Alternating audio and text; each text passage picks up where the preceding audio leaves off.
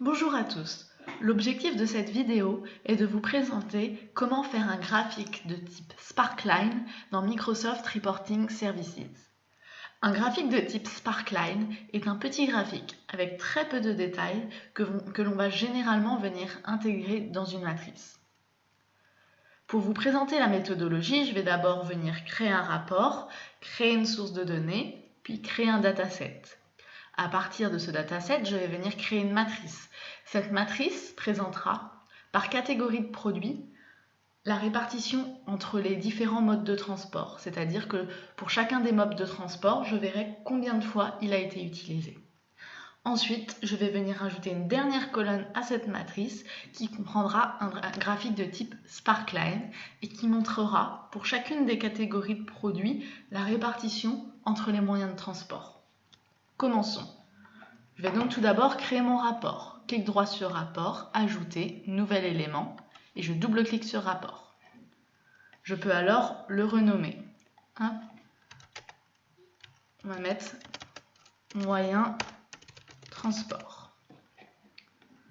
On va ensuite venir créer une source de données. Clic droit sur source de données, ajouter une source de données.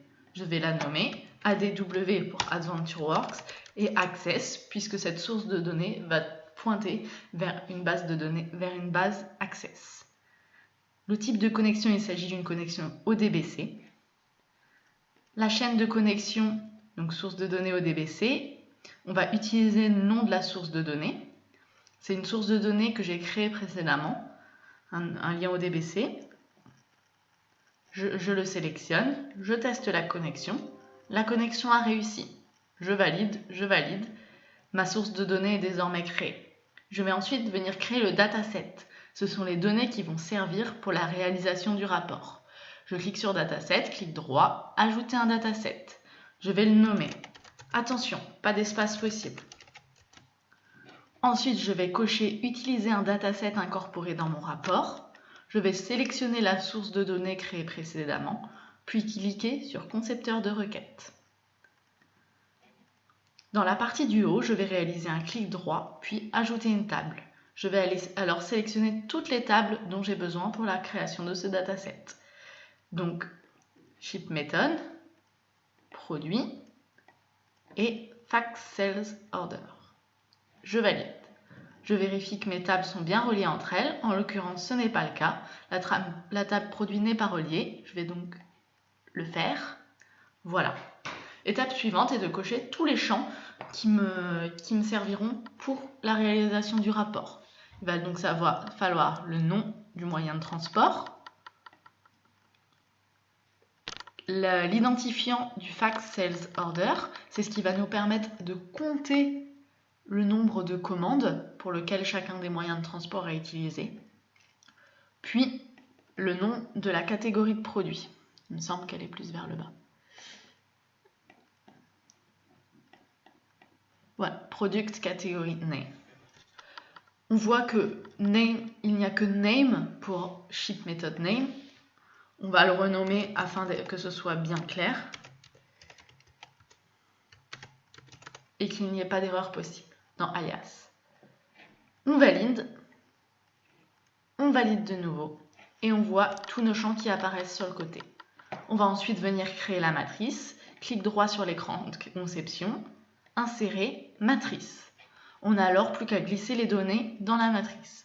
Product Category Name en ligne, Ship Method Name en colonne et Sales Order ID en valeur. Il ne s'agit pas d'un agrégat de type somme, mais de type compte distinct. Notre matrice est désormais créée. On va venir insérer le graphique Sparkline. Pour cela, on va créer une nouvelle colonne. Insérer une colonne. On va se positionner dans la cellule. Clic droit, insérer tout en bas et on retrouve bien notre graphique Sparkline. Tout comme un graphique classique, on voit qu'il y a plein de types possibles. Colonne, ligne, aire, forme ou plage. Dans notre cas, on va utiliser une forme, plus exactement un anneau éclaté. Je clique dessus, puis je valide. On voit bien mon petit graphique qui apparaît dans ma cellule. On va ensuite venir cliquer dessus pour y insérer les données. En valeur, ce sera toujours Sales Order ID avec un agrégat de type compte distinct. Et en groupe de données, ça va être moyen de transport. Voilà. Avant de mettre en forme le tableau, on va aller vérifier que le résultat est bien celui attendu. On voit alors apparaître, pour chaque catégorie de produits, on a bien le nombre de fois où le transport par cargo a été utilisé, le nombre de fois où le transport par route a été utilisé, et un petit graphique présentant la répartition entre les deux. On peut facilement vérifier que ces graphiques sont corrects, puisque pour la catégorie component, on a tout qui a été fait par cargo, et on retrouve tout notre petit graphique bleu. On voit, comme dit précédemment, qu'il s'agit d'un graphique avec peu de détails, pas de légende, pas de données, mais ça donne une image globale qui permet de voir la répartition entre les deux.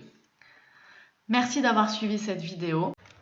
J'espère qu'elle vous a plu et que vous avez eu toutes les informations dont vous aviez besoin.